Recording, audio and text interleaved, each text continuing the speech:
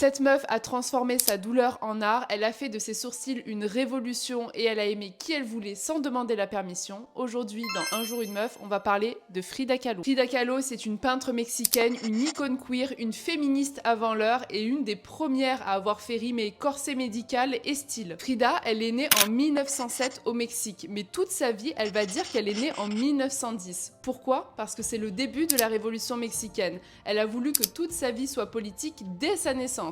Ambiance. À 18 ans, elle subit un accident de bus ultra violent. Elle se retrouve avec de multiples fractures, la colonne brisée, le bassin pulvérisé. Bref, elle se retrouve alitée, coincée dans un corset en plâtre. C'est à ce moment-là qu'elle commence à peindre avec un miroir au plafond et sa douleur comme seule muse. Et Frida Kahlo, elle peint pas des natures mortes ou des couchers de soleil. Non, elle peint sa souffrance, son corps, ses fausses couches, son identité mexicaine, ses amours queer et ses trahisons. Puis il y a un détail que personne n'a pu louper, c'est son mono-sourcil, cette ligne épaisse entre ses deux yeux qui est devenue une œuvre d'art à elle toute seule. Elle aurait carrément pu le cacher, le lisser à la Pinterest, mais non, Frida, elle a décidé de le peindre, de l'affirmer et de le glorifier. C'est pas un oubli, hein, c'est une déclaration, elle a fait de son visage un manifeste féministe dès 1930. Elle épouse le peintre Diego Rivera, qui est qualifié comme un génie, mais c'est surtout un énorme red flag, puisqu'il la trompe avec tout le monde, y compris sa propre sœur. Et Frida, elle a eu d'autres amours, et notamment avec des femmes, et notamment